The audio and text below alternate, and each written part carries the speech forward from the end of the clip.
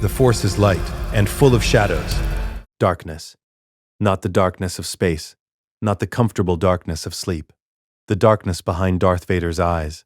Burned, mechanical, filtered through a respirator that hissed with every breath. In, out, in, out. The sound that had defined 2 decades of existence inside a prison of his own making. The pain was constant.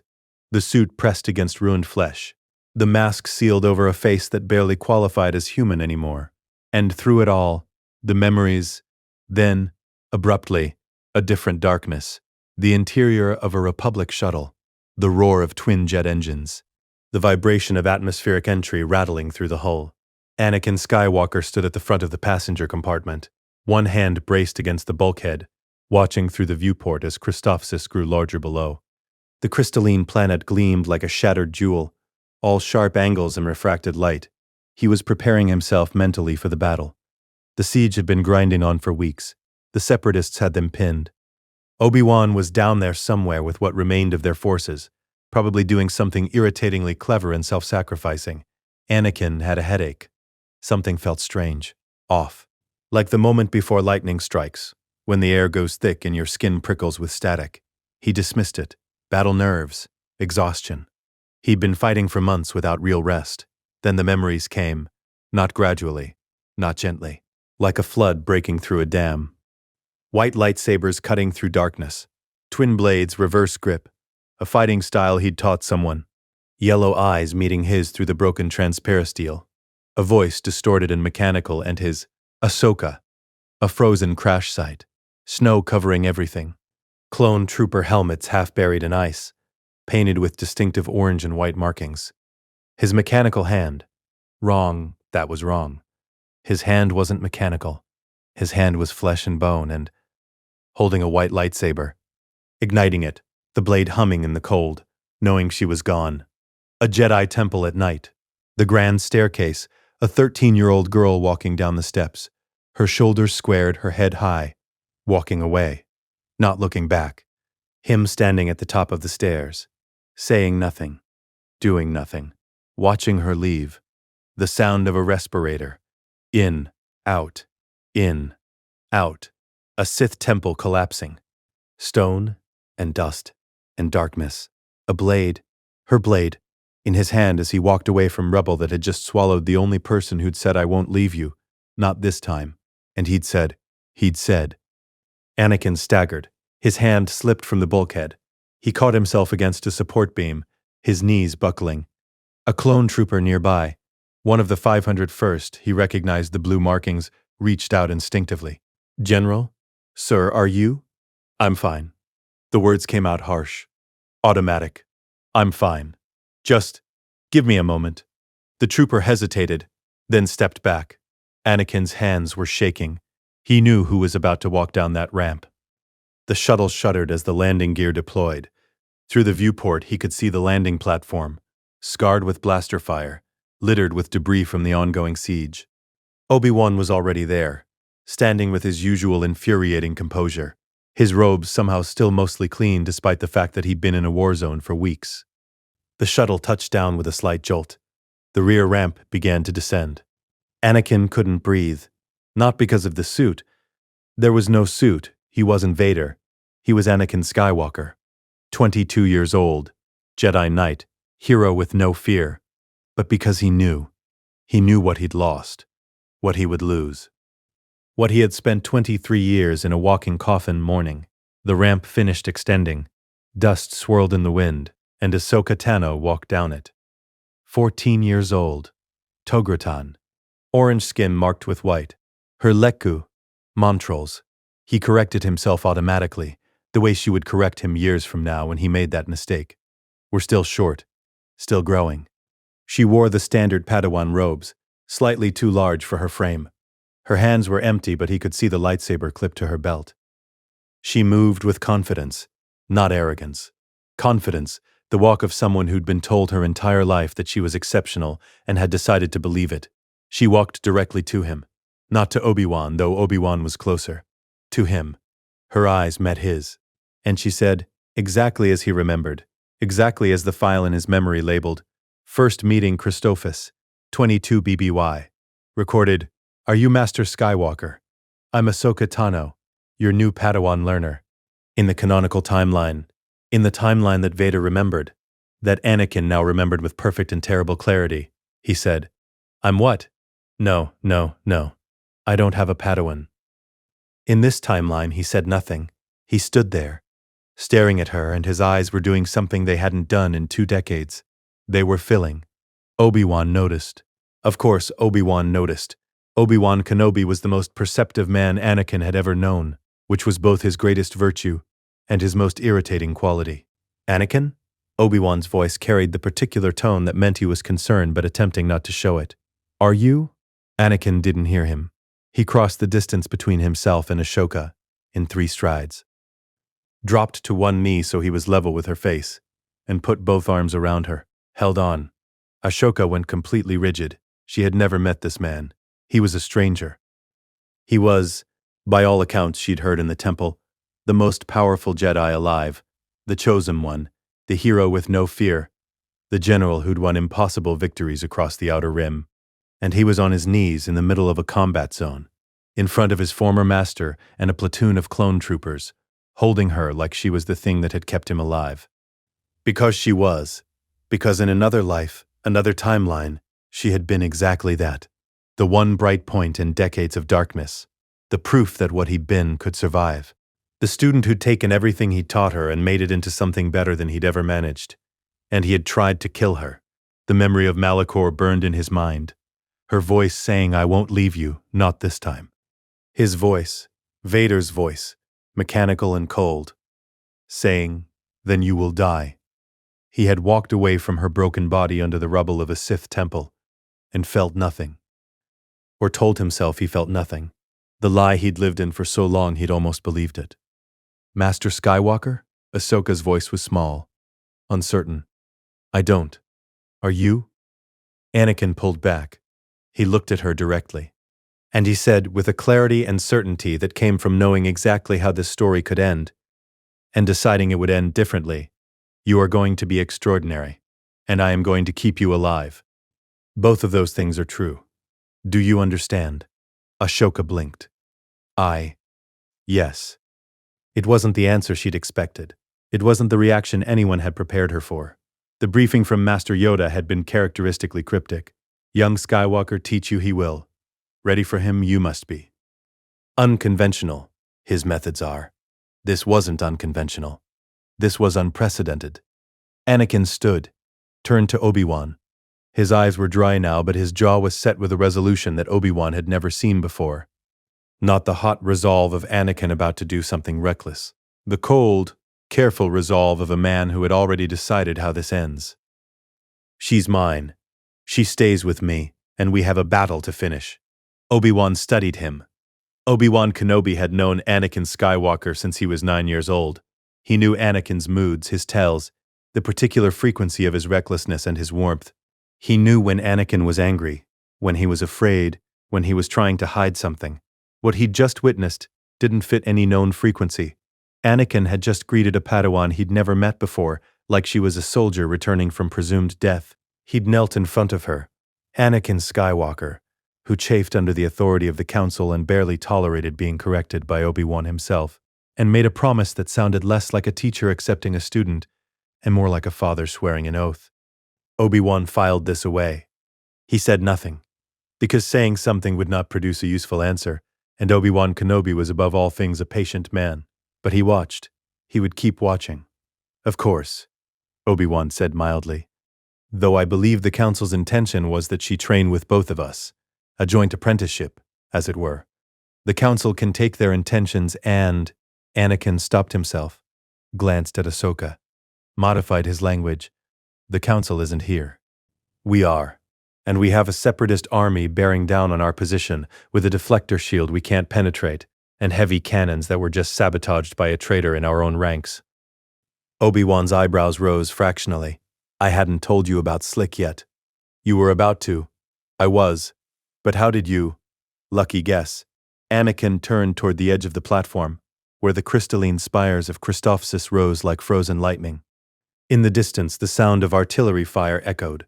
"What's the situation?" Obi-Wan let the subject of Slick drop. For now, General Loathsome is advancing with the main Separatist force. Approximately 10,000 battle droids, supported by spider droids and AATs. They're protected by a mobile deflector shield, powered by a generator somewhere in their rear lines. Our heavy artillery was our only chance of breaking through, and Slick destroyed it before we could use it. So we're pinned. We're pinned. I was considering a flanking maneuver. Slip a small team behind their lines while we delay Loathsome with negotiations. In the canonical timeline, this was exactly the plan they'd used. Anakin had snuck behind enemy lines to destroy the shield generator, while Obi-Wan and Ahsoka stalled Loathsome with a fake surrender negotiation. It had worked, barely. Ahsoka had nearly died holding the line when Loathsome realized the deception. Anakin remembered that too. No, he said. Obi-Wan blinked. No? I'm not leaving her on her first day to run a distraction while I sneak around the long way. And we don't need to go around. Anakin. The deflector shield isn't the problem. The generator is the problem, and I can reach it from here. Obi-Wan's expression shifted into the particular brand of concerned patience he reserved for moments when Anakin was about to do something technically brilliant and tactically insane. The generator is a quarter-mile behind their front line. Yes. Anakin. Trust me. Obi-Wan wanted to say I do trust you. That's what worries me. Instead, he said, What exactly are you planning? Anakin looked out over the battlefield. His eyes were distant, calculating. Watch. 10 minutes later, Captain Rex stood beside Obi-Wan on the forward defensive position, watching General Skywalker walk alone toward the advancing Separatist army. Not run, not sprint, not charge. Walk. He moved with the deliberate, unhurried pace of someone who was not concerned about the outcome. Sir, Rex said carefully, is the general? I don't know, Obi-Wan admitted. Beside them, Ahsoka stood with her hands on her belt, her eyes tracking her new master's movement. She looked like she was trying to decide if she should be worried or impressed. The Separatist army continued its advance, 10,000 battle droids marching in perfect lockstep. The deflector shield shimmered in the air ahead of them, a barely visible distortion that bent the light. At approximately 50 meters from the shield's edge, Anakin stopped.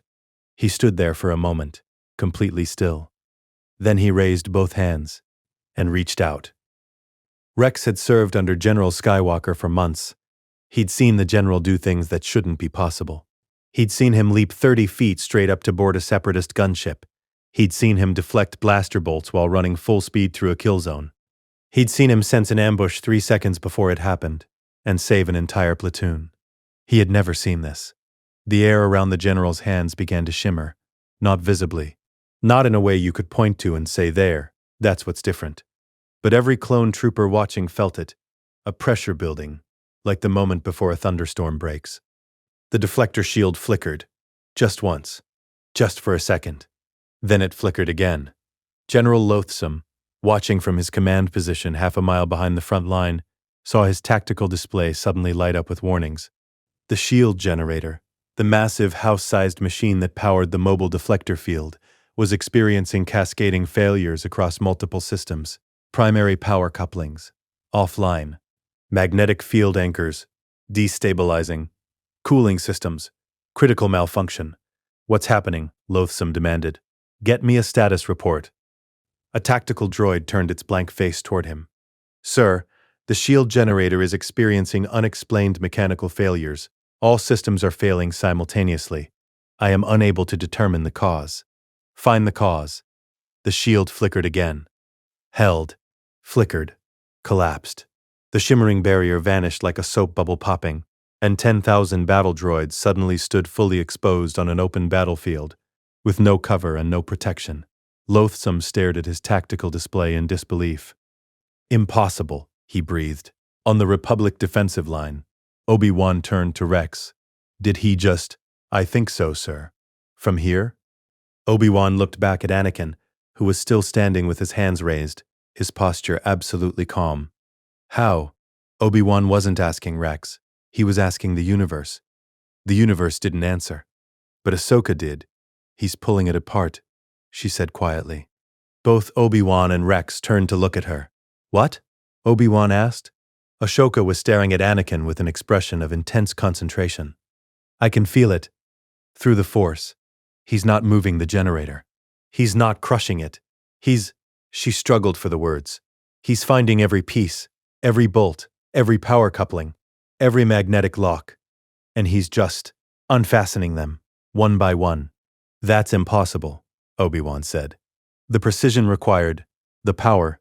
You'd need to be able to sense individual mechanical components from hundreds of meters away and manipulate them with enough delicacy to. He stopped. Because Anakin was doing it. The Jedi had always known Anakin Skywalker was powerful. His midi-chlorian count exceeded even Master Yoda's. He was the chosen one, the prophesied being who would bring balance to the Force. But potential and application were very different things. What Obi-Wan was watching wasn't raw power. It was mastery. The kind of mastery that took decades to develop.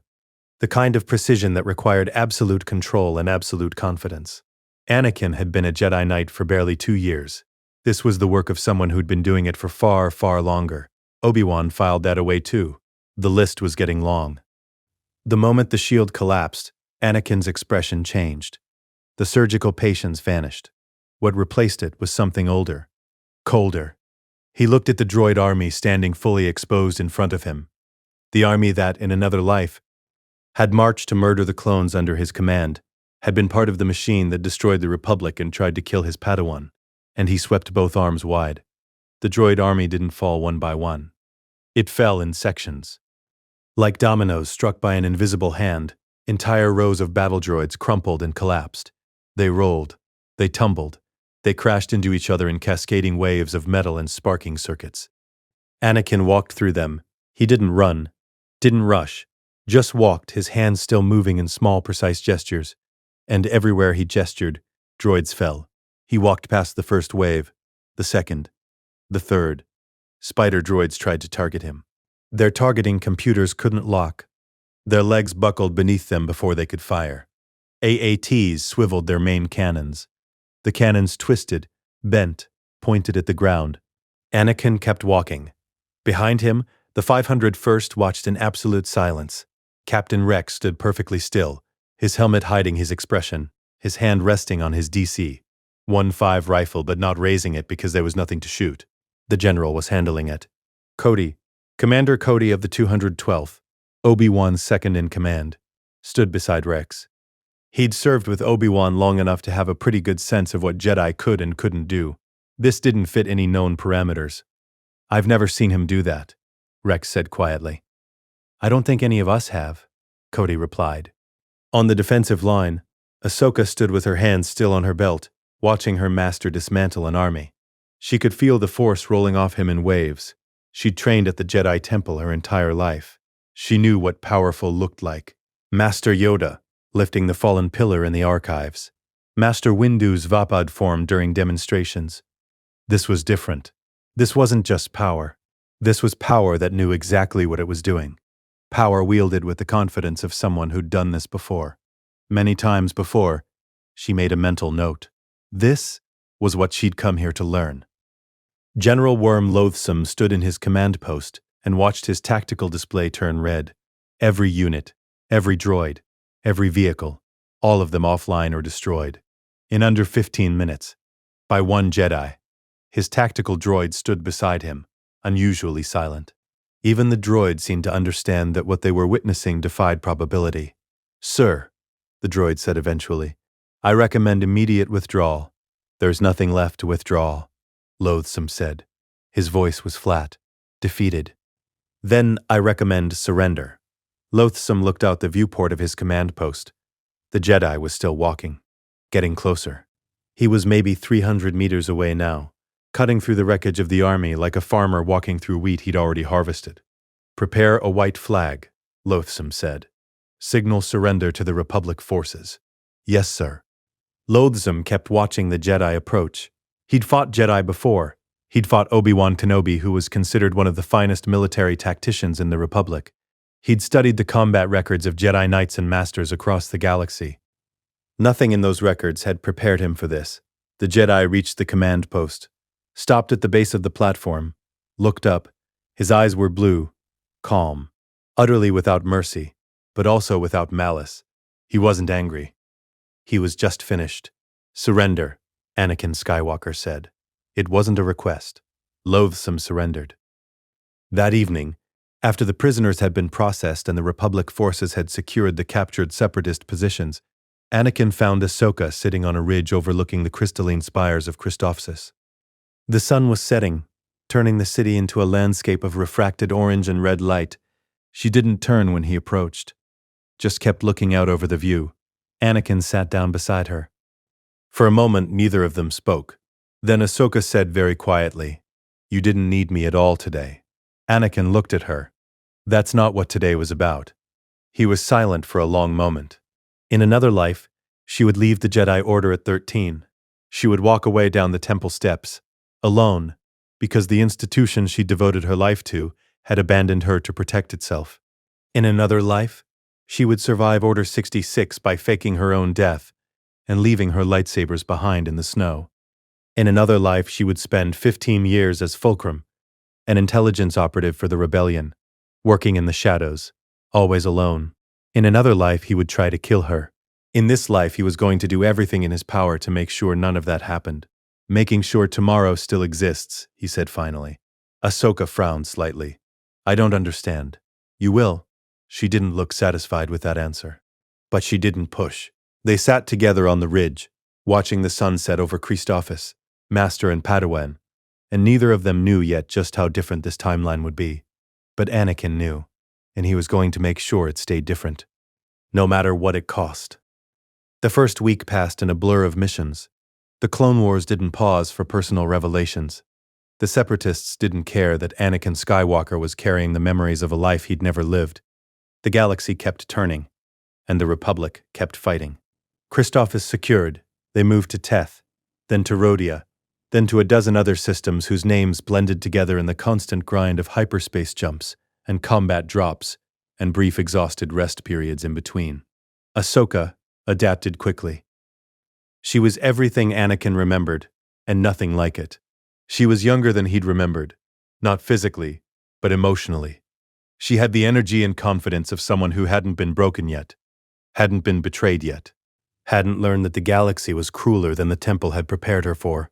She also had an unfortunate tendency to rush into danger without thinking. Snips.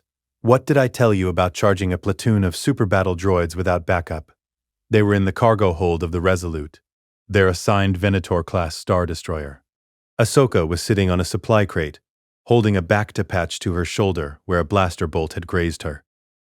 That I should assess the tactical situation first? And did you assess the tactical situation? I assessed that they were about to flank Captain Rex, and I should stop them. By yourself. I had my lightsabers. Anakin pinched the bridge of his nose. Snips. Master.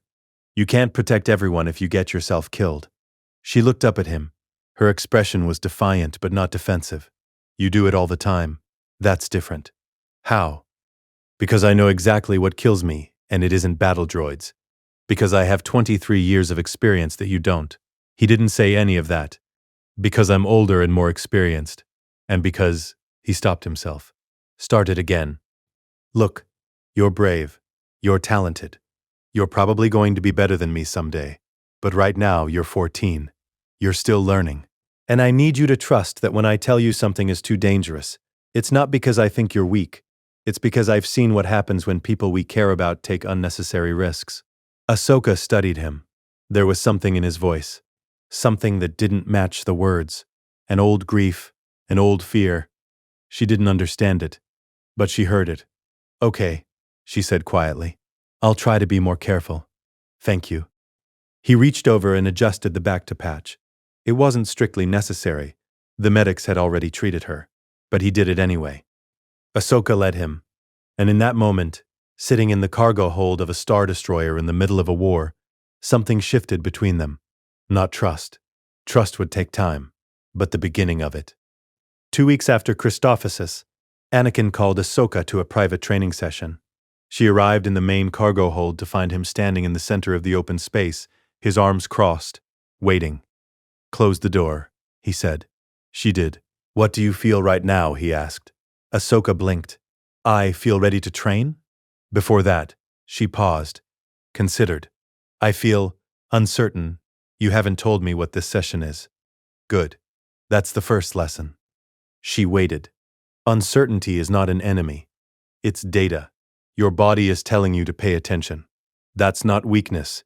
That's intelligence. The council taught you to silence that voice.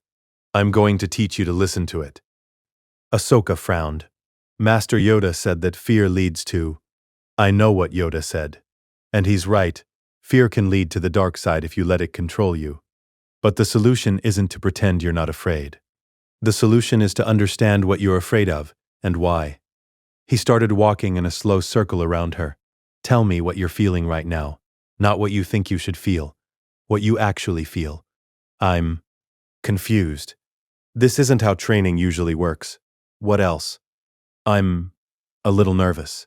I don't know what you're going to ask me to do. What else? I'm curious. Good. All of those are useful. Confusion means you need more information. Nervousness means you're about to do something outside your comfort zone, which is where learning happens. Curiosity means you're engaged. He stopped in front of her. Now, tell me what the council taught you to do with those feelings. Master Yoda said to let go, to trust in the Force and release my attachments to outcomes. And that's good advice for meditation, for being at peace. But we're not training to be at peace, Snips. We're training to survive a war. He held out his hand. A training remote floated up from a supply crate and hovered between them. The council teaches precision first, magnitude second. They want you to be in perfect control at all times. But control is a luxury. In combat, you don't have time to be precise. You need to sense the scale of what the Force is asking from you and match it. The training remote shot forward. Ahsoka's lightsaber was in her hand before she consciously decided to draw it. The remote fired a stun bolt. She deflected it easily. Another remote rose. Then another. Then 5 more. They circled her, firing from multiple angles. Ahsoka spun, her blade a blur of green light deflecting each shot with the muscle memory of years of training. Good, Anakin said. Now tell me, what are you feeling? She deflected 3 shots in rapid succession. I'm focused. What else? Theirs. She ducked under a bolt and spun to deflect another. There's a lot happening. Are you afraid? No. Liar. She faltered. 1 bolt got through and stung her leg. Not enough to hurt, just enough to register. You're afraid you're going to mess up, Anakin continued. You're afraid I'm going to judge you. You're afraid of looking weak in front of your new master. Those are all valid fears. And pretending they're not there doesn't make you stronger. Acknowledging them does. Ahsoka gritted her teeth. Refocused. The remotes kept firing. I am afraid, she admitted, but I can still fight. Fear is information. It's telling you the stakes are real. Use it. Let it sharpen your focus instead of dulling it. The remotes increased their fire rate. Ahsoka moved faster. Her breathing quickened, but stayed controlled. She was adapting. Learning. The Jedi teach you to fight from a place of perfect calm, Anakin said. That's impossible. You're not going to be calm when someone's trying to kill you. You're going to be terrified, and that's fine. Terror can make you faster, stronger, more aware, if you use it instead of fighting against it. One of the remotes shot from behind her. She sensed it, spun, and deflected the bolt without looking. Yes, Anakin said. That. You felt it coming because you stopped trying to suppress your fear and started listening to it. The remotes deactivated. Dropped to the floor. Ahsoka lowered her lightsaber, breathing hard. This is how we're going to train, Anakin said. Not by pretending you're something you're not, but by becoming the best version of what you already are. Ahsoka looked at him. This isn't how they teach at the temple. No, it's not. Why are you teaching me this way? Because in another life, the temple's way got you expelled and nearly killed. Because in another life, I needed someone to teach me this, and no one did. Because you're my Padawan, Anakin said, and I'm going to make sure you survive what's coming. 1 month after Christophsis, the war had settled into a rhythm, not a comfortable rhythm. War was never comfortable, but a predictable. 1. Jump to hyperspace. Drop into a system. Fight. Win or lose or draw. Jump again. The 501st had won more than they'd lost, significantly more. Under General Skywalker's command, they'd secured 7 systems in 4 weeks. The casualty rate was lower than any other battalion in the Grand Army. The tactical reports praised General Skywalker's unconventional but effective command style. What the reports didn't capture was the way the general had changed. Captain Rex noticed it first. General Skywalker had always been intense, passionate. The kind of commander who'd throw himself into danger to save a single trooper, who'd rage against losses like they were personal insults, who fought every battle like the fate of the galaxy depended on it. That was still true, but something else had been added: patience. The general still fought hard, still took risks, still led from the front, but he didn't make mistakes anymore. Didn't get caught off guard. Didn't miscalculate. It was like fighting alongside someone who'd already read the battle reports before the battle started. Rex had mentioned it to Fives once, over a late-night game of sabacc in the barracks. "You noticed it too?" Fives had said. "I thought I was imagining things. You're not. He's different." Different how? Rex had considered. Like he's older than he looks. Fives had laughed. "General Skywalker's 22. He looks 22. I know. But watch his eyes sometime. When he thinks no one's looking, they're older." They'd left it at that. But Rex kept watching. Between campaigns, the Resolute docked at a Republic supply station for resupply and minor repairs. Most of the crew took the opportunity to rest. The clones rotated through maintenance duties and downtime. The Jedi, General Skywalker and Commander Tano, had their own quarters, their own schedules. Rex was in the armory, running maintenance on his helmet, when General Skywalker walked in. "Captain." Rex straightened instinctively. "General, sir, is there something—" "Send the others away." Rex blinked. "Sir, I need to speak with you privately." "Send the other troopers away." There were 3 other clones in the armory: Jesse, Hardcase and Kix, the 501st's chief medic. They were cleaning their gear, talking quietly amongst themselves. Rex made a small gesture. The 3 troopers looked up, saw the general, and immediately found reasons to be somewhere else. The door closed behind them. Rex set down his helmet. "What's this about, sir?" General Skywalker pulled up a supply crate and sat down. He looked tired. Not physically, emotionally. Like he was carrying something heavy and had been carrying it for a long time. "I need to tell you something," the general said, "and I need you to understand that what I'm about to say is not a question of trust. I trust you completely. What I'm about to say is a question of time. We don't have much of it." Rex's instincts went on alert. "I'm listening, sir." The general took a breath. "There's a chip in your brain, Rex. In all of your brother's brains. Every clone trooper produced on Kamino has one. It was implanted during your gestation, and the Kaminoans told the Jedi it's a behavioral modification device to prevent excessive aggression." Rex felt his blood go cold. "That's a lie," the general continued. "It's not a behavioral modifier. It's a control device. A fail-safe. When the Sith Lord controlling the Republic gives the order, Order 66, that chip will activate. It will override your free will, and it will force you to execute every Jedi in the galaxy, without hesitation or mercy." Silence filled the armory. Rex stared at the general. "Sir," he said carefully, "that's impossible. I know how it sounds, but it's true. The chips are real. The order is real. And when it comes, when Palpatine executes Order 66, you will turn on me, on Commander Tano, on every Jedi you've ever served with, and you won't even know you're doing it until it's too late." Rex's hands had gone numb. "You're telling me," he said slowly, "that my own brain has been programmed to make me kill you?" "Yes. And you know this how?" The general looked at him for a long moment. "I can't explain that right now. I will eventually. But right now I need you to make a choice. You can choose to believe me, or you can choose not to. If you don't believe me, walk away. I won't hold it against you. But if you do believe me, if you trust me, then I can prove it." "How?" "Kix can scan your brain, find the chip, remove it. It's a simple surgery. Less than an hour. And when it's gone, you'll be free. You'll still be a soldier. You'll still serve the Republic. But you'll do it because you choose to, not because someone programmed you to." Rex felt like the floor had dropped out from under him. Everything the general was saying was insane. Clones were loyal to the Republic, loyal to their Jedi generals. That was who they were. That was what they'd been created for.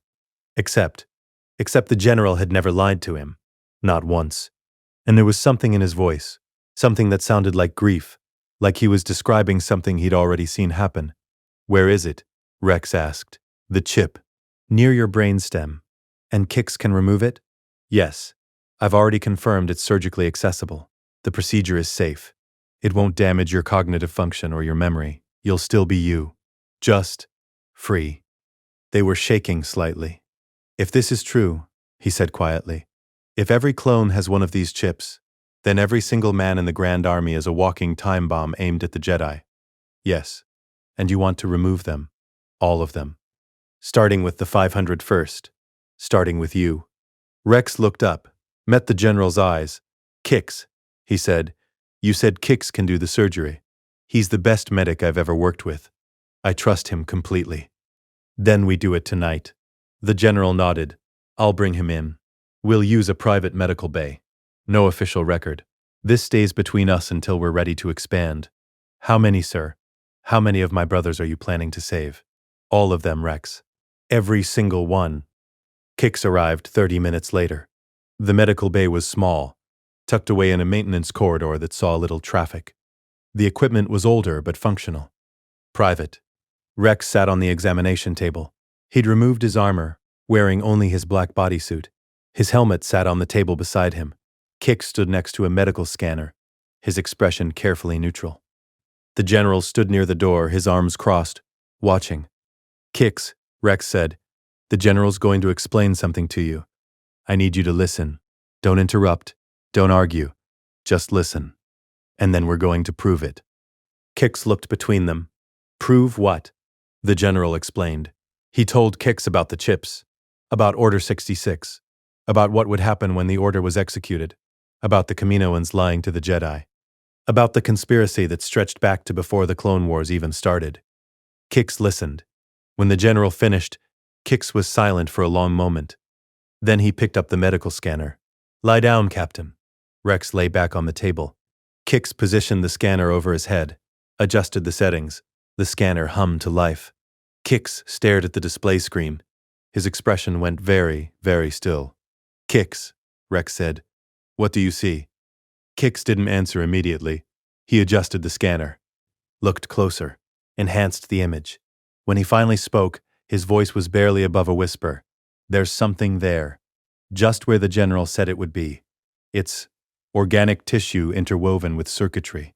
Biological and mechanical components fused together." Rex felt his stomach drop. "Can you remove it?" the general asked.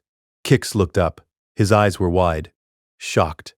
"Yes, the procedure it's delicate, but it's doable. I'd need to make an incision behind the ear. Extract the chip carefully to avoid damaging surrounding neural tissue. But it's possible." "Then do it," Rex said. Kix looked at him. "Captain, if I make a mistake, you won't. If I do, you could suffer brain damage, memory loss, cognitive impairment, paralysis. I trust you, Kix." The medic swallowed hard. "Okay, I'll need to sedate you." "Not completely. I'll need you conscious enough to respond to verbal commands so I can monitor brain function during the extraction. But you won't feel pain. Do it." The surgery took 43 minutes. The general sat beside Rex the entire time. Didn't speak, didn't leave. Just sat there, one hand resting on Rex's shoulder. Rex, halfway under sedation, could feel the pressure of the general's hand, could hear Kix's quiet instructions, could feel the strange sensation of something being carefully removed from inside his skull. It didn't hurt. The local anesthetic handled that. But it felt wrong, invasive, like someone was reaching inside him and pulling out a piece of who he was. Except it wasn't a piece of who he was. It was a piece of what someone else had tried to make him. Finally, Kix said, "Got it." He held up the extraction tool. In the sterile forceps was a tiny object, barely larger than a grain of rice. Under the magnification of Kix's medical display, they could see it clearly. Organic tissue, microscopic circuitry, neural connectors, all interwoven into a single horrifying piece of technology. Kix placed it in a sterile containment tray. Rex stared at it. That thing had been in his head, since birth. Since before he was even fully conscious, it had been there, waiting, ready to activate the moment someone gave the order, ready to turn him into a murderer. "How do you feel, Captain?" Kix asked. Rex took a breath. "I feel," he struggled for the words. "I can feel the difference. It's like I was carrying something heavy and I didn't know it was heavy until it was gone." The general's hand tightened slightly on his shoulder. "You're free now, Rex." Rex looked at the general, really looked at him. "How did you know?" he asked quietly. "How did you know this was here?" The general was silent for a long moment. "I'll tell you someday, when this is over. When we've won. I'll tell you everything." "Promise?" "Promise." Rex nodded. Accepted that. He sat up slowly. The sedation was already wearing off. His head felt clear, clearer than it had felt in, he couldn't remember when. He reached up and touched the back of his head. There was a small bandage there, covering the incision. It would heal cleanly. No scar, no evidence that anything had ever been wrong. Except, he knew. He knew what had been taken from him. What the Kaminoans had stolen. What the Republic had stolen. His choice. His free will. His right to decide who he was and what he fought for. "The others," he said. "The rest of the 501st. "How many?" "All of them," the general said. "But we have to be careful. If the Kaminoans find out what we're doing, they'll report it. If Palpatine finds out, he'll accelerate the timeline. We need to move slowly, quietly." "How long?" 4 months, maybe 5. We'll rotate the men through neural stress screenings as part of standard medical protocol. Kix will coordinate with 2 other medics we trust. The screenings will be real. The chip removals will happen during the screenings. The official records will show routine examinations. Who else knows about this? Just us. You, me, Kix. Eventually we'll bring in Fives and Echo. They'll help coordinate. But for now, it stays contained. Rex looked at Kix. "You understand what the general's asking you to do? This is treason. Officially. If anyone finds out, I don't care," Kix said flatly. "If what the general says is true, and that chip proves it's true, then every clone in this army is a slave. I took an oath to preserve life. That includes my brothers' lives. And if removing these chips is what it takes to give them their freedom back, then that's what I'm going to do." Rex smiled. It was a small smile, tired and grim, but genuine. Good man. He stood. Tested his balance. Everything felt normal. Better than normal. He picked up his helmet. Looked at it for a moment. The blue markings. The distinctive design. The symbol of the 501st Legion. Torrent Company. His brothers. "We're going to save them all," he said quietly. "Every single one." The general nodded. Every single one. That night, Rex found Fives in the barracks. The other clones were asleep or on duty. Fives was awake, sitting on his bunk, cleaning his blaster for the 3rd time that day. "Fives, come with me." Fives looked up, saw Rex's expression. Didn't ask questions. They walked to the medical bay in silence. The general was waiting. "Fives," Rex said, "you're going to hear something that sounds insane, but I need you to trust me. Can you do that?" Fives looked between them. "Always, Captain." "Good. Because we're about to save your life." By the end of the first week, 7 chips had been removed. Rex, Fives, Echo, Jesse, Hardcase, Kix, who'd had to perform the surgery on himself with Echo's assistance, which had been tense and delicate and ultimately successful. And Dogma, the most regulation-obsessed clone in the 501st, who'd listened to the general's explanation with visible skepticism, agreed to the scan just to prove them wrong, and then stared at the image of the chip in his own brain for a full minute before quietly saying, "Get it out." Each removal was documented privately. Each trooper was told the same thing. "This stays quiet. Tell no one. Trust no one outside this room." And each trooper, after the chip was gone, described the same sensation, like fog lifting, like a weight removed, like clarity restored. The transformation was subtle but undeniable. The freed clones walked differently, spoke differently. There was something in their eyes that hadn't been there before. Choice. 3 months after Christophsis, the Shadow Network had expanded beyond just chip removals. In a secure meeting room deep in the Resolute's maintenance levels, Anakin, Ahsoka, and Rex stood around a holographic display table. On the table, files, documents, evidence. Sith artifacts Anakin had led them to on Sereno, recovered from a cache he knew existed because Vader had visited it decades in the future. Financial records Ahsoka had traced through 3 layers of shell corporations, connecting Trade Federation accounts to separatist leadership, to covert banking systems that led back to Coruscant. Witness testimony from a decommissioned clone commander who'd overheard conversations he wasn't supposed to understand. Piece by piece, fragment by fragment, they were building a case, not against the separatists, against the man controlling both sides of the war. "This is good," Ahsoka said, studying the holographic data. "But it's not enough. A decent lawyer could argue circumstantial evidence. We need something undeniable. We need a confessor," Rex said. Anakin looked at him. "Exactly. Someone who actually knows Sidious," Ahsoka continued, following the logic. "Someone who's been in his presence. Someone who, if they testified, a Senate audience couldn't dismiss." Rex leaned against the table. "That's either another Sith Lord or someone who worked directly for him. Both of those exist," Anakin said quietly. Long pause. Ahsoka's eyes widened slightly as she made the connection. "Maul." Anakin nodded. "Maul." Rex looked between them. "The Zabrak? The one who killed Qui-Gon Jinn? The same. He's insane. Everyone knows he's insane. He's traumatized," Anakin corrected. "There's a difference. He was taken from Dathomir as an infant, raised as a weapon by Darth Sidious, used, and then discarded when he failed. He spent over a decade in complete madness before he rebuilt himself.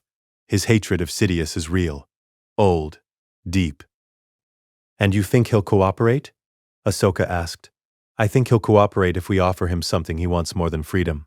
Which is, the chance to destroy Darth Sidious." Ahsoka considered this. "We don't know where Maul is.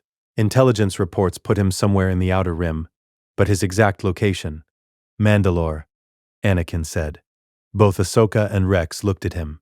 "He's on Mandalore. Or he will be soon. He's consolidating power with Death Watch, using them to take control of the planet." "How do you know that?" Ahsoka asked carefully. Anakin met her eyes. "I just do." She studied him. That same look she'd given him dozens of times over the past 3 months. The look that said she knew he was keeping something from her. Something big. Something that explained why her master seemed to know things he shouldn't know and fought like he'd been doing it for decades instead of years. She didn't push. Not yet. But she filed it away. "If we go after Maul," Rex said, "we'll need authorization from the Council. Mandalore is neutral territory. The Senate won't approve a military operation there." "We don't ask for authorization," Anakin said. "We go through me. The 501st provides the ground force. We list it as pursuing a high-value separatist intelligence asset. Technically true. Maul has intelligence we need. We don't mention that the asset is a former Sith Lord until after we've captured him." Rex smiled grimly. "I like it." Ahsoka crossed her arms. "And when we capture him? What then?"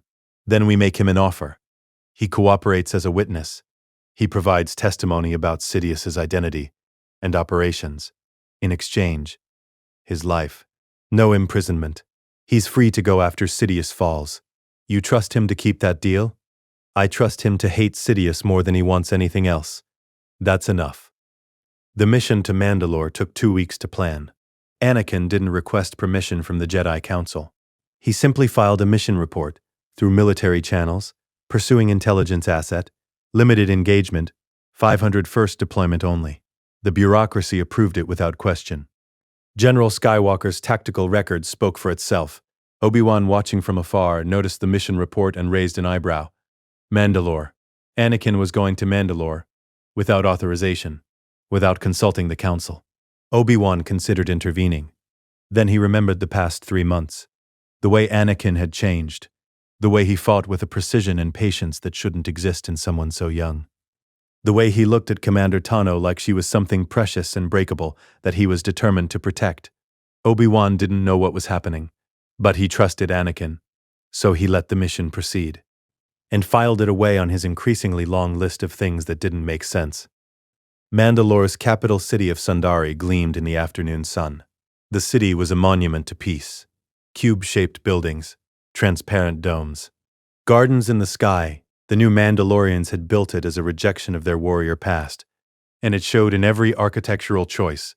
But underneath that peaceful facade, something darker was brewing. Death Watch.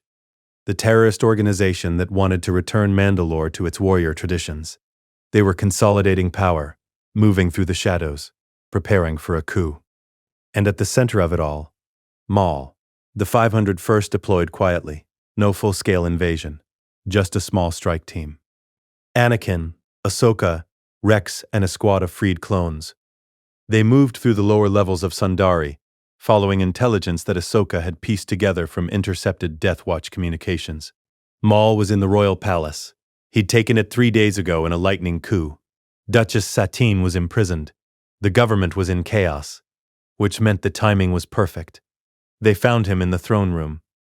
Maul stood in the center of the chamber, his back to them, staring out at the city through massive transparent steel windows. His double-bladed lightsaber hung at his belt. His hands were clasped behind his back. He didn't turn when they entered.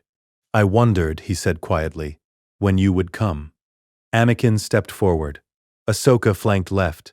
Rex and the squad took defensive positions. Maul. Skywalker. Maul finally turned, his yellow eyes fixed on Anakin, the chosen one, the hero with no fear. "Sidious speaks of you often." "Does he? He believes you will fall to the dark side. He believes you will become his greatest weapon." Maul smiled. It was a terrible expression. "He's almost certainly correct." "Not this time." Maul tilted his head.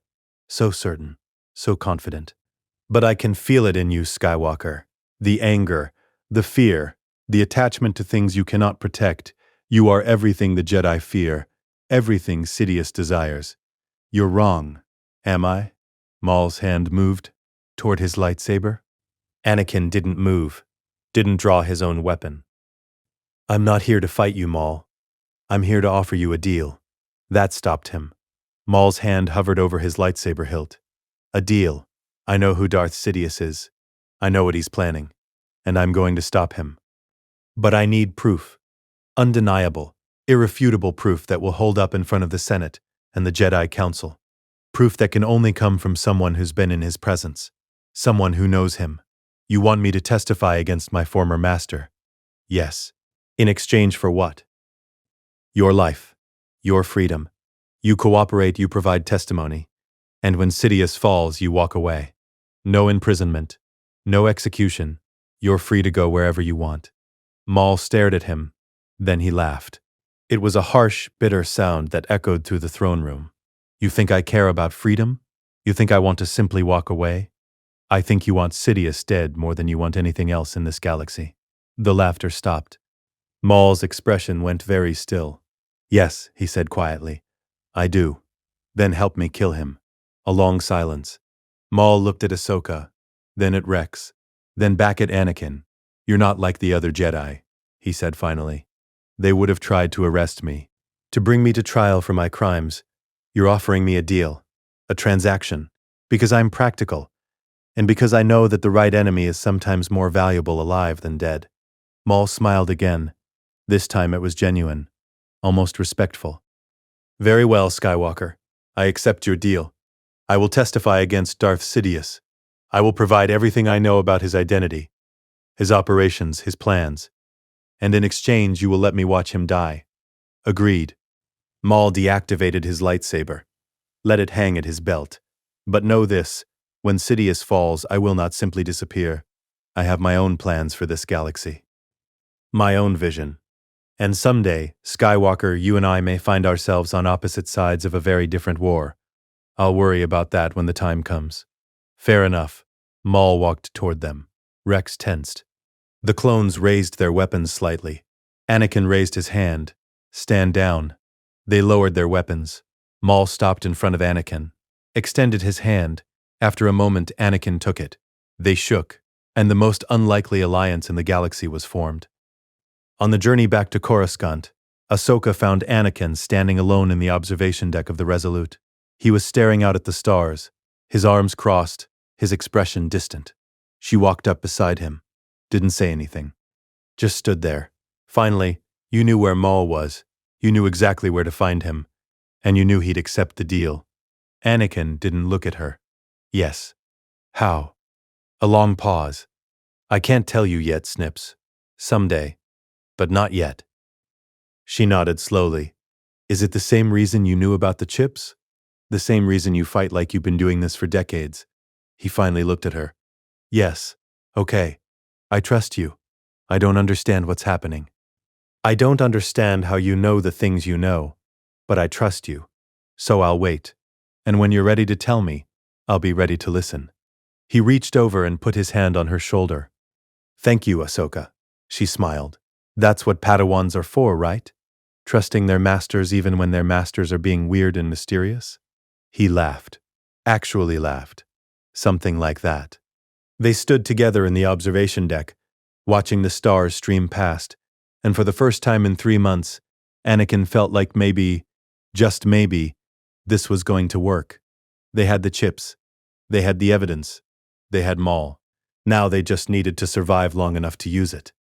4 months after Christophsis, the 501st Legion chip removals were nearly complete. Out of 9,000 clone troopers, 8,743 had been freed. The process had taken longer than Anakin had hoped, but had proceeded smoothly. No complications, no discoveries, no leaks. Kix and his 2 trusted medics had worked in rotation, performing the surgeries during standard neural stress screenings, documenting each removal privately, and integrating the freed clones into the shadow network one by one. The 501st was now the only chip-free unit in the entire Grand Army of the Republic. Rex stood in the barracks late one night, looking at his brothers. They were sleeping, resting between campaigns. But even in sleep there was something different about them now. They slept easier, deeper, like men who didn't have nightmares anymore. Fives walked up beside him. Thinking about something, Captain? Just looking at them, remembering what they were, seeing what they are now, free men. Fives was quiet for a moment. Then, you ever wonder what the general went through? To know about the chips? To know what was going to happen to us? Every day. Me too. They stood in silence. Then Rex said, whatever it was, I'm grateful. We all are. He gave us something the Republic never did. What's that? A choice. Maul sat in the Republic holding cell, his hands bound in energy restraints, and watched Anakin Skywalker with the intensity of a predator trying to decide if it's looking at prey or another predator. The cell was deep in the lower levels of the Resolute, soundproofed, shielded against force use. No guards within earshot. Anakin had made sure of that. You fight like someone who's already won, Maul said. His voice was rough, accented with the particular cadence of Dathomir. On Mandalore, you didn't attack me. You dissected me. Like you knew every move I was going to make before I made it. Anakin said nothing, just stood there, arms crossed, waiting. That shouldn't be possible, Maul continued. I've killed Jedi, many Jedi. I've faced your master. I've faced masters who trained for decades. He leaned forward as far as the restraints allowed. You fight like Kenobi, patient, analytical, but with Skywalker's power, it's unnatural. Wrong. You talk a lot for someone in a cell. I talk because I'm trying to understand what you are. I'm the person offering you a deal. That's all you need to understand. Maul's eyes narrowed. What deal? Anakin pulled up a chair. Sat. The movement was casual, but there was something coiled underneath it. Controlled violence held in check. You hate Darth Sidious. It wasn't a question. Maul's expression shifted. Something ancient and furious moved behind his eyes. Yes. He took you from Dathomir as an infant, raised you as a weapon, used you, discarded you when you failed him, left you for dead on Naboo. You spent years insane, barely surviving, your body broken, your mind shattered. And when you finally rebuilt yourself, he didn't even acknowledge you. You were nothing to him, less than nothing. Maul's hands clenched. The energy restraint sparked. You know nothing about. I know everything about it. I know you captured Duchess Satine to draw out Obi-Wan. I know you killed her in front of him to make him suffer. I know Sidious came to Mandalore personally, killed Savage Opress, and defeated you so easily it was humiliating. I know he told you, remember, the first and only reality of the Sith, there can only be two, and you are no longer my apprentice. Maul went very still. How? His voice was barely a whisper. That conversation was, I was alone with him. No witnesses. No recordings. How do you know his exact words? Anakin leaned forward. Because I've lived through the future. And in that future, Darth Sidious wins. He destroys the Jedi Order. He dissolves the Republic and creates an empire that rules the galaxy for decades. He becomes emperor. And you? You survive in the shadows, hating him, hunting him, never strong enough to touch him. That's impossible, is it? Can you sense a lie in the Force, Maul? Maul reached out carefully, despite the Force-dampening field, searched for deception in Anakin's presence. Found none. What do you want? Maul asked. I want to kill him, and I want you to help. Why would I help a Jedi? Because I'm offering you something you want more than freedom, more than power, more than anything. Anakin stood. I'm offering you revenge. The chance to testify against Darth Sidious in front of the Galactic Senate. The chance to expose him, humiliate him. Watch everything he built collapse. And then, he paused. Then I'm going to kill him. And you're going to watch. Maul stared at him. What do you get? Maul asked. Why do this? Because he sent my Padawan to me as a trap. He wanted to use her, to break me. And I'm not letting him. For the first time, something almost like respect flickered across Maul's face. A Jedi who fights for attachment. How unorthodox. I'm full of surprises. Maul leaned back, considered. If I cooperate, testify, provide intelligence, whatever you need, what do I get? Your life, no imprisonment. After Sidious falls, you're free to go. I make no promises about what happens after that. But you'll be alive and unchained. And if I refuse? Anakin's expression didn't change. Then you stay in this cell until the war ends. And when Sidious makes his move, when Order 66 activates and every Jedi in the galaxy is executed, you'll still be here in Republic custody, completely irrelevant to the future. You'll survive. You'll be forgotten. Just like he already forgot you. The words hit Maul like physical blows. He hated Sidious. Had hated him for years with a purity of focus that had kept him alive through torture and insanity and endless grinding rage. The chance to hurt Sidious, truly hurt him, destroy everything he'd built, was worth any price. I accept your deal, Skywalker. Good. Anakin stood. We'll start with a full deposition. Every conversation you had with Sidious, every order he gave, every detail about his operations you witnessed. My Padawan will coordinate the documentation. The girl with the white markings? Yes. She has your eyes. Anakin paused at the door. What? When she looks at something she wants to protect. The same focus. The same fury underneath. Maul smiled, and it was a terrible thing. You've taught her well. She'll either save you or destroy you. There's no middle ground with attachments that strong. She'll save me, Anakin said quietly. She already has. He left before Maul could ask what that meant. 3 months after Christophsis, the Shadow Network had grown from 3 people to 30. Anakin, Ahsoka, and Rex at the center. Fives and Echo providing security and coordination. Kix managing the medical aspects of chip removal. Padme building the political infrastructure in the Senate. Bail Organa providing cover and resources. Maul supplying intelligence about Sidious's operations. They met in secure locations, abandoned Republic facilities, private ships outside Republic space, carefully swept rooms that changed every time. Tonight, they were in the cargo hold of a transport ship registered to a shell corporation Padme had created. The ship was in neutral space between Coruscant and Alderaan. A holographic display showed their assembled evidence, Sith artifacts recovered from Sereno, Mustafar, and the lower levels of Coruscant, each one tagged, catalogued, with provable connections to known separatist operations. Financial records showing the flow of credits from Trade Federation accounts through a web of shell corporations that ultimately led back to accounts controlled by the Chancellor's office. Testimony from 17 witnesses, senators, clone commanders, former Trade Federation employees, all corroborating different pieces of the same story. And Maul's deposition. 60 pages of detailed testimony about Sidious's methods, his apprentices, his role in orchestrating the Clone Wars from both sides. Ahsoka stood in front of the display, her arms crossed, her expression focused. Over the past 3 months, she'd developed the sharp, analytical intelligence that would later make her an exceptional operative. She'd coordinated witness interviews, cross-referenced documentation, identified patterns in the evidence. It's good, she said. Really good. But it's not enough yet, Anakin finished. Right. We have artifacts. We have money trails.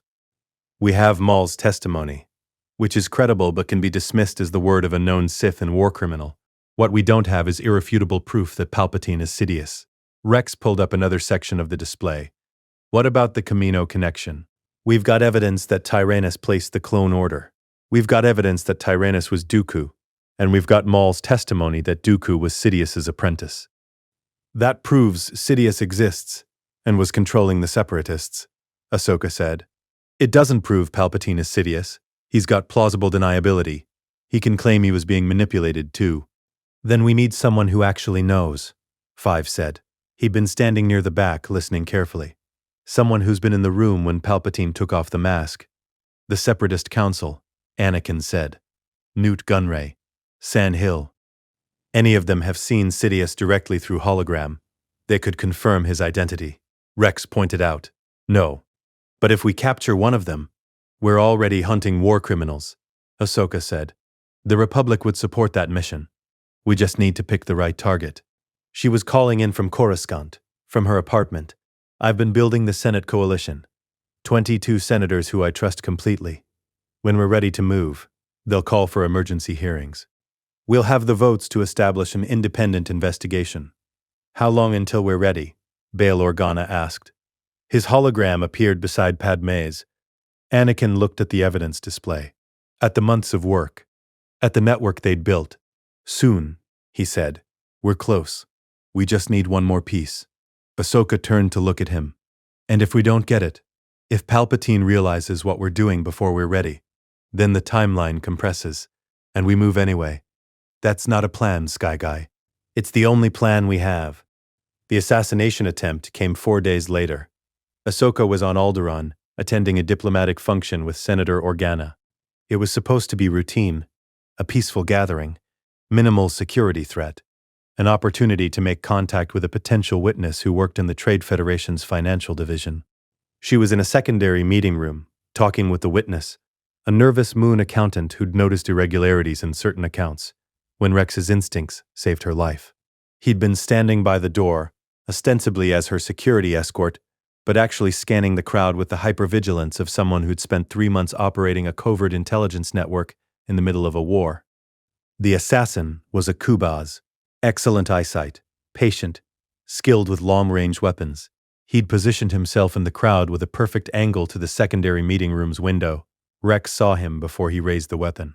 Saw the subtle shift in posture, the way his hand moved inside his coat, the angle of his gaze. Down! Rex threw himself between Ahsoka and the window. The blast bolt hit his pauldron and deflected wide. The window shattered. The Moon accountant screamed and dove under the table. Ahsoka's lightsaber was already ignited. She reached out with the Force, caught the assassin in an invisible grip, and yanked him through the broken window into the room. He hit the floor hard. His weapon clattered away. Before he could reach for a backup, Ahsoka had her lightsaber blade at his throat. Don't move. Alderaan security arrived 30 seconds later. They restrained the assassin, took him into custody. Ahsoka stood there, breathing hard, her lightsaber still humming. She was fine. She'd handled it perfectly. She was shaking. Rex put a hand on her shoulder. You okay, Commander? Yeah, I'm... She deactivated her lightsaber. I'm fine. Thanks, Rex. Any time. They looked at each other. The unspoken understanding passed between them. This wasn't random. This wasn't an opportunistic separatist operative. This was targeted. Someone knew what they were doing. And someone wanted Ahsoka dead. When Anakin was told what happened, he didn't shout, didn't rage, didn't do any of the things people expected from the hero with no fear when someone tried to kill his Padawan. He went completely still, sat down, said nothing. Padme, who was with him when the call came through, watched him with growing concern. Anakin? He looked at the floor. His hands were clenched so tight his knuckles were white. The dark side rose in him like a wave. Rage. Fury. The need to find whoever had ordered this and destroy them so thoroughly that he stopped himself, closed his eyes, breathed. In another life, this was where he fell. This exact moment, When someone he loved was threatened and he let the rage consume him. He'd choked Padme on Mustafar because he thought Obi-Wan had turned her against him. He'd slaughtered the Tusken Raiders because they'd killed his mother. He'd murdered younglings because Palpatine told him it was the only way to save Padme. Every single time the rage had felt justified, righteous, like the only possible response.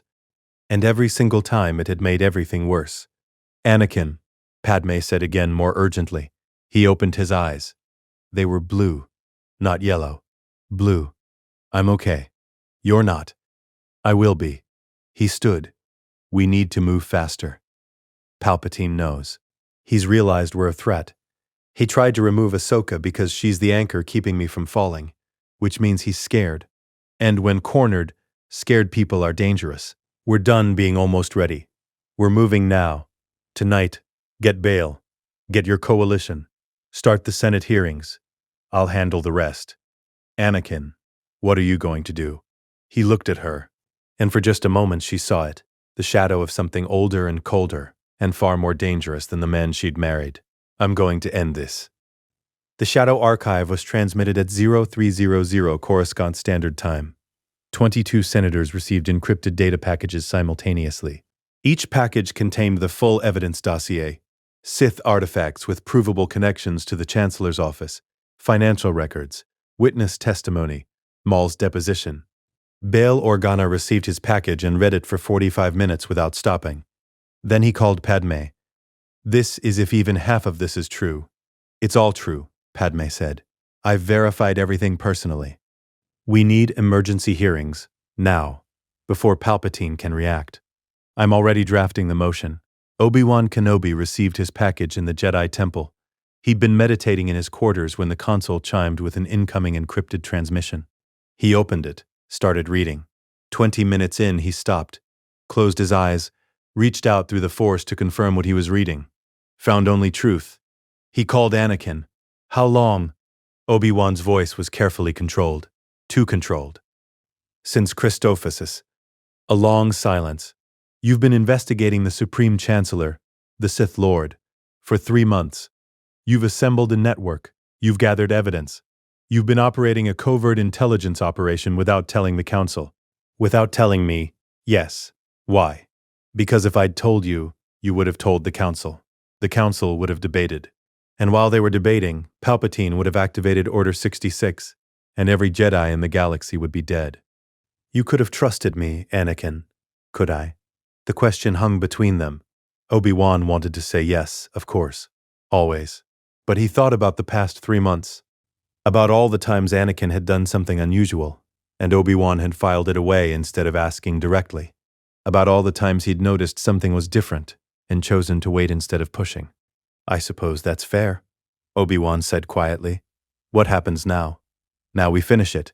The Senate is calling emergency hearings. Palpatine's going to be exposed, and when he's cornered, he'll reveal himself." "Yes." "You're going to confront him." "Yes." "Alone?"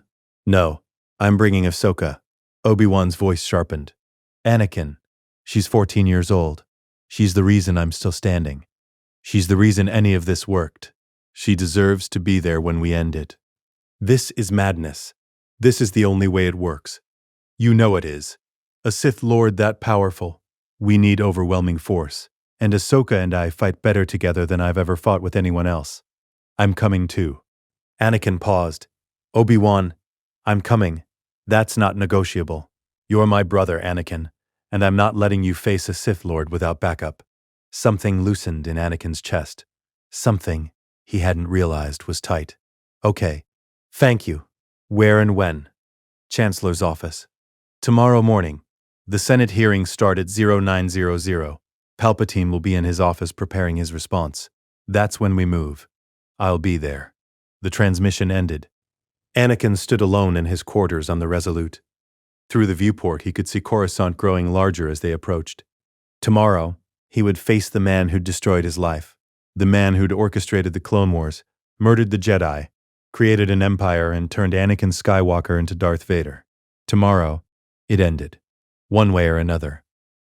By morning, the Senate was in chaos. The emergency hearings had been called. The evidence had been distributed to the full Senate body.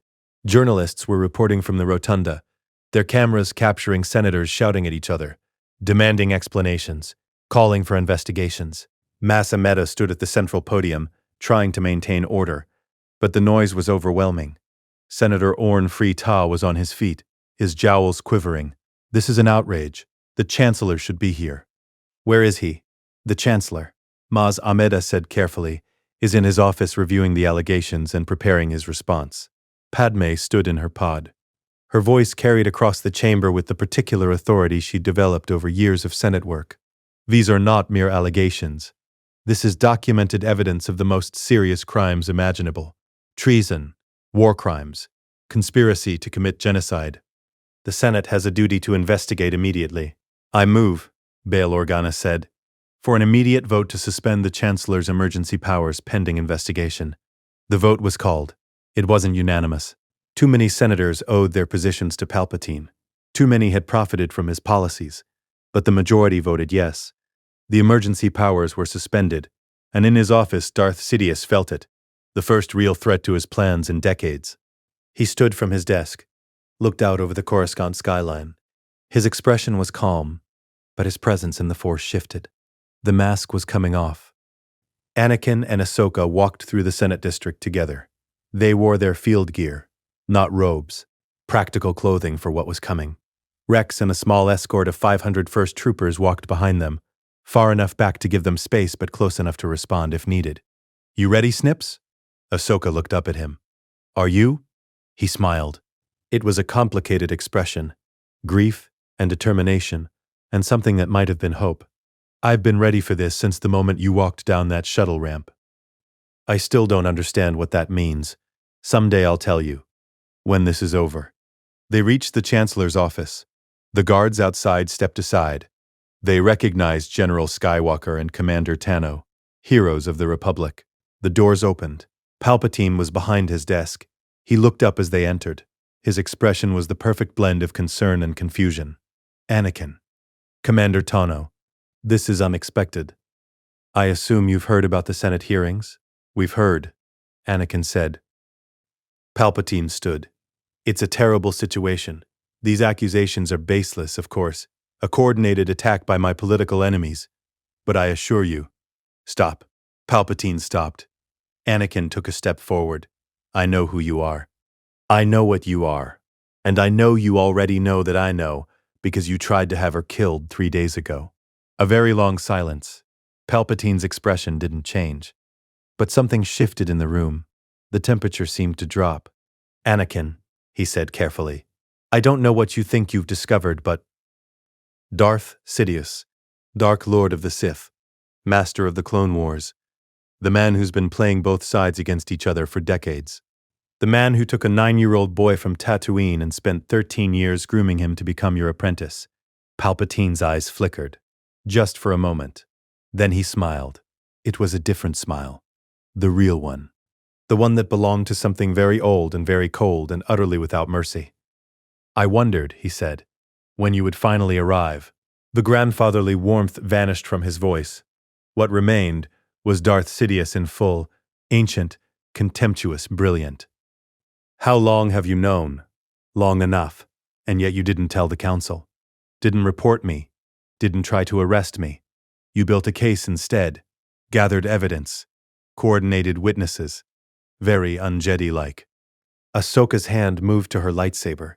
"You sent me to him as a trap." Sidious looked at her with genuine interest. "I did. You were supposed to be his breaking point, the attachment that would push him over the edge, when I took you from him. Instead," he looked back at Anakin, "she made you stronger." "How?" "Because I knew what you were trying to do, and I chose differently." "How could you possibly—" Sidious stopped. His eyes widened fractionally.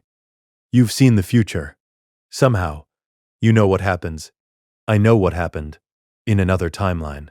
Where I fell. Where I became your apprentice. Where I hunted Jedi for you for decades wearing a suit that kept me in constant pain. Where I tried to kill her on Malachor and walked away thinking she was dead." Ahsoka's breath caught. She looked at Anakin with new understanding. That's what he'd been carrying. That's what she'd felt underneath everything. The grief of a future that hadn't happened yet. Sidious studied Anakin with the intensity of a scientist examining an unexpected result. Fascinating. And knowing all of this, you still came here, to my office, with a 14-year-old girl as your only backup. The shadows moved. Obi-Wan Kenobi stepped out from behind the heavy curtains that covered one wall of the office. His lightsaber was already in his hand, though not yet ignited. Sidious looked at Obi-Wan, actually looked surprised for the first time. Master Kenobi, I didn't sense you. I've been practicing, Obi-Wan said mildly. Anakin's been teaching me some interesting techniques. How touching. The master chooses the apprentice over the order. The council isn't here, Anakin said. It's just us. 3 Jedi. 1 Sith. No escape. No reinforcements. Sidious smiled wider. It was a terrible thing to see. You think 3 Jedi are enough to stop me? I know your techniques. I know your tactics. I know you rely on speed and unpredictability. I know you use Force lightning to overwhelm opponents. I know you target the strongest fighter first to demoralize the others. And we're ready for you. 3 lightsabers ignited. Blue. White. Blue. Sidious's hand moved. A red lightsaber flew from concealment into his palm. The blade ignited with a snap hiss that sounded like a predator's growl. Then, let us begin. Sidious moved first. He was faster than anything human should be. His red blade was already spinning toward Obi-Wan's throat, before Obi-Wan could fully process the attack, but Anakin had seen this before. In his memories of the future, Sidious had used this exact attack to kill Ajin Kolar and Saesee Tiin, 2 Jedi Masters dead before they could even raise their blades. Anakin's lightsaber intercepted the strike. The blades met with a crack that shook the windows. Obi-Wan parried the follow-up, his Soresu form already active, blade angled to redirect momentum. Ahsoka rolled under the exchange, coming up on Sidious's left flank, her white blade seeking his exposed side. Sidious laughed. It was a sound of pure delight. Impressive. You've coordinated well. But coordination won't save you. He disengaged from Anakin and Obi-Wan in a single fluid motion, spinning away from Ahsoka's strike. His free hand shot out. Force lightning erupted from his fingertips, but not aimed at Anakin, at Ahsoka, because he had always known that Anakin's greatest weakness was his attachments. The lightning lanced across the office, blue-white and crackling with dark side energy. Anakin threw himself between them. His lightsaber came up, angled at precisely the correct degree. The lightning hit the blade and split, one fork grounding into the floor, the other arcing back towards Sidious. Sidious's eyes widened fractionally. Tutaminis? You learned to absorb energy? I learned from the best. Vader was a master of it. He redirected the lightning back at Sidious. The Sith Lord dodged, but it forced him back 3 steps. And in that moment of imbalance, Obi-Wan lunged. His blade came in low, seeking Sidious's knee. A disabling strike, not fatal, because Obi-Wan was still a Jedi at heart. Sidious's lightsaber swept down to parry. Ahsoka struck from the opposite side, her dual blades coming in at unpredictable angles, the Jarkai style making it impossible to predict which blade would strike where. The 3 of them moved as one. Obi-Wan took the defensive position, Soresu Form 3, protecting their flanks, creating an impenetrable shield. Ashoka was the wild card, dual blades, unpredictable angles, forcing Sidious to divide his attention. Anakin was the hammer, Gemso Form V, aggressive and relentless, driving forward with overwhelming power. They'd fought together for months. They knew each other's rhythms. They moved like a single organism with 3 minds. Sidious was fast, but they were faster. The office became a war zone. Lightsaber strikes carved molten gouges in the walls. Furniture exploded. The massive desk shattered under a telekinetic blast. Sidious's blade was everywhere, parrying Obi-Wan, redirecting Ahsoka, meeting Anakin's power strikes head-on. His footwork was perfect, his technique immaculate, his form honed over decades. But he was alone. And they were 3. You're good, Sidious hissed between strikes. Better than I expected, but you're still fighting like Jedi, restrained, holding back, afraid of what you might become. We're not afraid, Anakin said. We're focused. Focused on losing. Sidious spun, his blade tracing a perfect circle. All 3 Jedi were forced to disengage or risk losing limbs. In that moment of separation, Sidious raised both hands. Fools, you think you can defeat me? I am the Senate. I am the Sith. I am power incarnate. Force lightning exploded from his hands. Not a single bolt. Not a focused stream. A storm. Dozens of arcs filled the office, striking everything a web of electrical death. Anakin and Obi-Wan raised their sabers. The lightning hit their blades and grounded, but the sheer volume was overwhelming. Ashoka was caught in the open. The lightning wrapped around her. She screamed, pure agony as electricity coursed through her nervous system. No! Anakin's roar shook the room. The dark side rose in him like a tidal wave. Rage, fury, the need to destroy the thing hurting her. He'd lost her once. In the future, he'd found her lightsabers in the snow and thought she was dead. He would not lose her again. Yellow flickered in his eyes. Master Skywalker, Obi-Wan's voice cut through the rage. Don't. Remember Vader. Remember Mustafar. Anakin's hand trembled. He saw it clearly, choking Padme, letting the dark side consume him, becoming the monster. The suit, the respirator, decades of pain, all because he'd let rage control him. No, Anakin whispered. Not like Vader. He closed his eyes, reached deep into the Force. Not the light side, not the dark side. Both. He remembered Vader's power, the crushing strength, the ruthless efficiency, the ability to dominate through will. But he also remembered Anakin's compassion, the need to protect, to save, to sacrifice, and he merged them. The Force responded. It flowed through him like nothing he'd ever felt, not the gentle warmth of the light, not the seductive fire of the dark. Something new, something balanced. Anakin's eyes opened. They were no longer blue. They were gray, a perfect fusion of light and dark. He raised his hand. The Force lightning stopped. Not because Sidious stopped channeling, because Anakin was absorbing it. Every bolt, every arc, every tendril of Sith energy flowed into him, through his hand, up his arm, into his core. And instead of burning him, instead of corrupting him, he transformed it. The dark side energy inverted, purified, became pure Force energy, neither light nor dark. Sidious's eyes widened in genuine shock. What? What are you? Anakin's voice was calm, centered, absolute. I'm the chosen one, and I'm bringing balance. He released the energy. It slammed into Sidious like a physical wall. The Sith Lord screamed, rage and pain and disbelief, as the pure Force energy threw him backward through what remained of his desk. He crashed into the far wall hard enough to crack the stone. Obi-Wan and Ahsoka recovered. Ahsoka was shaking, smoke rising from her robes but alive. She forced herself upright, white sabers ignited. Ahsoka, Anakin said. Obi-Wan. Together. They moved as one. Sidious was already rising. Blood trickled from his mouth. His robes were scorched, but his eyes burned with Sith fury. You dare. I orchestrated the fall of the Republic. I turned the Chosen One into my weapon. I brought the Sith back from extinction. You failed, Anakin said simply. Sidious raised both hands for another lightning storm. Anakin absorbed it, transformed it, released it. This time, Sidious deflected some with his lightsaber, but the power drove him to his knees. And in that moment, Obi-Wan struck from the left, Ashoka struck from the right, Anakin struck from the center.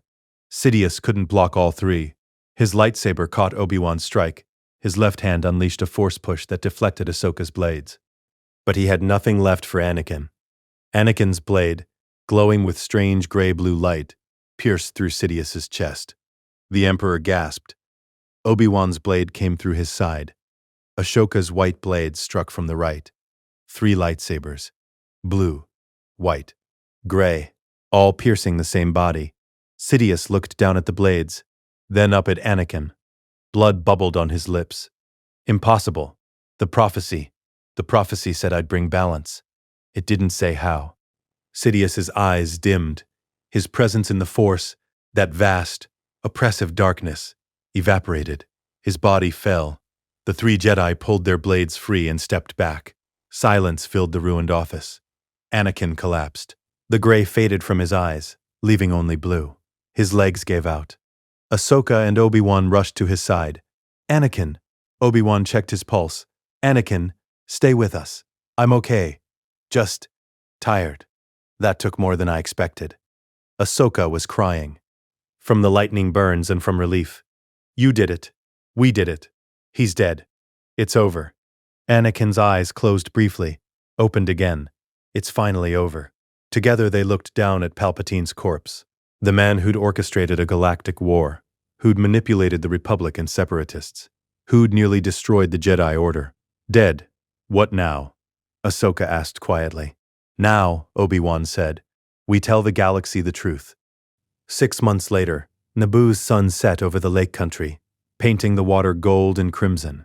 The villa at Varakino sat on the shore, ancient stone warmed by sunlight. On the veranda, Anakin Skywalker sat holding a newborn. Luke Skywalker, barely a week old. Blue eyes unfocused, tiny hand gripping Anakin's finger. Inside, Padme rested with Leia. Both twins healthy, both thriving. How's fatherhood? Anakin looked up to see Ahsoka in the doorway. Civilian clothes, no Jedi robes, not quite smuggler gear. Something between. Terrifying, wonderful, overwhelming. Ahsoka sat beside him, looked down at Luke. They're beautiful, Sky Guy. Thank you, Snips. They sat in comfortable silence, watching the sunset. You saved them, Ahsoka said. You saved all of us. We saved each other. What happens now? For you and Padme, Anakin looked at the lake. Now, I retire. Padme stepping down from the Senate. We're going to raise Luke and Leia here, away from politics, away from war. Just a family. Sounds nice. What about you? Ahsoka smiled. I'm starting something new. A path between light and dark, using both sides of the Force. Like you did. No rigid dogma, just helping people who need it. A gray Jedi, if that's what they want to call it. She shrugged. I'm not concerned with labels. You'll do great. Inside, Luke began to fuss. Anakin stood carefully. I should get him to Padme. Feeding time. I'll let you go. Heading back to Coruscant tomorrow. Refugee situation in the lower levels. Be safe, Snips. You too, Sky Guy. They hugged, carefully, because of Luke, and she left. Anakin watched her walk toward her ship. He'd saved her, and in saving her, he'd saved himself. Naboo. Night. Anakin stood on the veranda, looking up at the stars. He closed his eyes. The visions came easily now. He saw Vader in the black armor, the respirator, the pain. The image flickered, faded, became translucent. Beneath it, he saw something else. Luke and Leia, grown, strong, training with Ahsoka, becoming something the galaxy had never seen. Force users who understood both light and dark. He saw the Jedi Order, smaller but wiser, learning from mistakes. He saw the Republic, healing. He saw Obi-Wan, older, gray-haired, at peace. He saw Ahsoka leading a new generation who didn't call themselves Jedi or Sith, just practitioners. He saw himself, older, scarred but alive, happy. Standing beside Padme, watching their children grow, he saw a galaxy at peace. Not perfect, never perfect, but free. Anakin opened his eyes. Padme stepped onto the veranda, carrying Leia. Are you okay? Anakin looked at her, at Leia, at Luke sleeping in the crib. Yeah. For the first time in a long time, I'm actually okay. No more visions, no more Vader. That future's gone, erased. We created something new. They stood together, holding their children, watching the stars. Inside the Force, something shifted. Balance. Not perfectly balanced. True balance was impossible. Constantly shifting. But balanced nonetheless. The Chosen One had fulfilled his destiny. Not by destroying the Sith while remaining purely light, but by understanding that light and dark weren't enemies. They were parts of the same whole. Anakin had fallen into darkness and climbed back out, carrying knowledge of both sides. He'd touched the dark and the light and emerged with something new, something balanced, something human. He looked down at his son, at Luke's tiny face, peaceful and trusting. I promise, he whispered. I promise I'll be better. I'll teach you to choose, to balance, to be more than I was. Luke's eyes opened, blue, like his father's. And in those eyes, Anakin saw the future, not predetermined, not fixed, but open, full of possibility, free. For the first time in years, maybe in his entire life, Anakin Skywalker felt truly at peace. The war was over, the Sith defeated, the Republic healing, and he had a family, a future, a choice. The Force flowed around him, through him, balanced, light and dark in perfect harmony, the way it was always meant to be, as long as someone was willing to choose balance over extremes, understanding over dogma, love over fear. And Anakin Skywalker would spend the rest of his life teaching that lesson. To his children, to the galaxy, to anyone who would listen. Because that was the true balance. Not the absence of darkness, but the choice, every single day, to walk the line between with wisdom and compassion. And that choice would save the galaxy. Let us know what you'd like to see next. The end.